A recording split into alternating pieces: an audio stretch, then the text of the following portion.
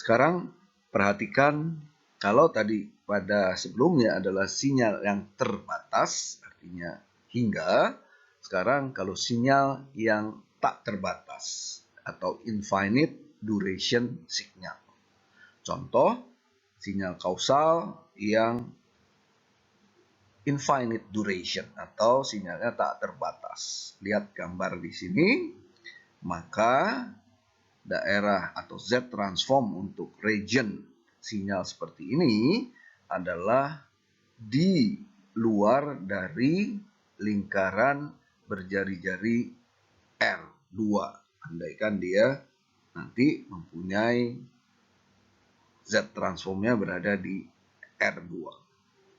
Nah, demikian juga untuk sinyal yang anti kausal infinite duration. Ya, seperti contoh gambar ini. Maka region of convergence adalah ada di dalam lingkaran. Katakanlah mempunyai jari-jari R1. Sehingga ROC untuk absolute Z-nya adalah lebih kecil dari R1. Nah, kalau kita gabungkan sinyal kausal dan anti kausal, atau kita katakan sinyal dua sisi, atau kita katakan juga non kausal dari suatu sinyal tak terbatas seperti gambar ini, maka ROC-nya adalah gabungan dari tadi kausal dan anti kausal yang merupakan adalah daerah batas cincin di antara R jari-jari R2 dan lebih besar dari R2 dan lebih kecil dari R1, sehingga merupakan bentuk seperti gambar pada slide ini. Seperti pada transformasi Fourier, transformasi Laplace, maka transformasi Z juga mempunyai bentuk properti atau sifat-sifat dari transformasi Z. Ya, transformasi Z juga mempunyai sifat yang linearitas. Jadi kalau kita punya F1N dengan transformasi Z-nya menjadi F1 dengan ROC-nya berada di absolut R1 dan F2N yang mempunyai Z transformnya adalah F2 dengan ROC-nya adalah absolut R2, maka berlakulah apabila kita jumlahkan antara A1 dari fungsi F1N dan A2 menjadi F2N, maka kalau kita transformasikan ke Z, maka masing-masing dari perkalian A1 dengan transformasi Z F1-nya ditambah dengan transformasi F2Z kalikan dengan A2. Nah, bagaimana ROC-nya? ROC-nya adalah kembali berpotongan atau irisan atau intersection di antara ROC dari F1Z dan F2Z. Berikut adalah properti dari transformasi Z yang mempunyai sifat translasi. Jadi apabila kita punya kita punya XN, maka transformasi Z-nya adalah XZ dengan ROC-nya adalah, katakan, absolut Z adalah sama dengan absolut RX, maka apabila kita geser sinyal XN menjadi XN min 0, maka transformasi Z-nya akan menjadi Z min N0, Z pangkat min N0 dikalikan dengan XZ. Dan ROC-nya adalah sama, ROC-nya adalah terletak di absolut Z lebih kecil dari absolut RX. Selanjutnya adalah properti perkalian dengan eksponensial.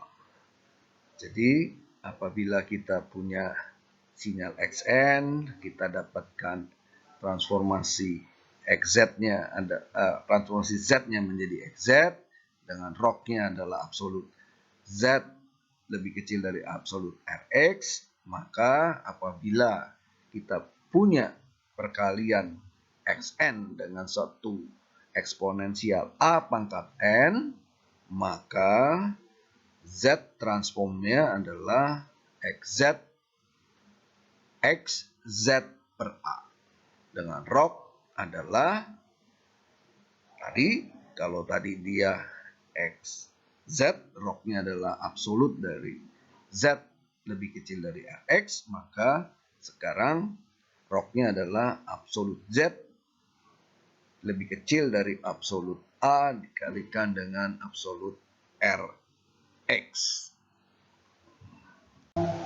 Selanjutnya, properti transformasi Z yaitu perkalian dengan fungsi rem. Jadi kalau kita punya Xn, transformasi Z-nya adalah XZ, yang sama juga mempunyai ROC-nya adalah absolut Z lebih kecil dari absolut Rx, ya. Maka apabila sinyal Xn kita kalikan dengan bentuk rem, misalnya adalah N kali Xn, maka Z transformnya adalah sama dengan min Z dxz dz. Jadi merupakan turunan pertama dari xz-nya dikalikan dengan min z-nya. Dengan ROC-nya adalah sama, ROC-nya adalah absolut Z lebih kecil dari absolut Rx, seperti pada ditunjukkan di slide ini di persamaan 57. Selanjutnya adalah properti konvolusi dalam domain waktu.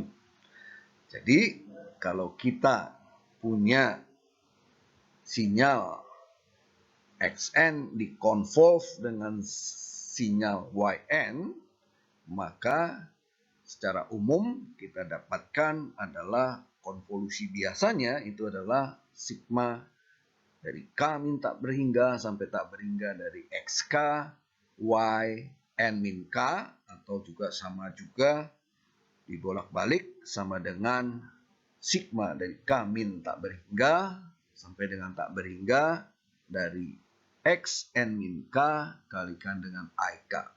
Nah, dengan menggunakan transformasi Z, maka kita dapatkan tadi kalau kita punya sinyal Xn, maka kita dapatkan transformasi Z-nya menjadi XZ. Dengan ROC-nya adalah semua Z yang member dari Rx. Ya.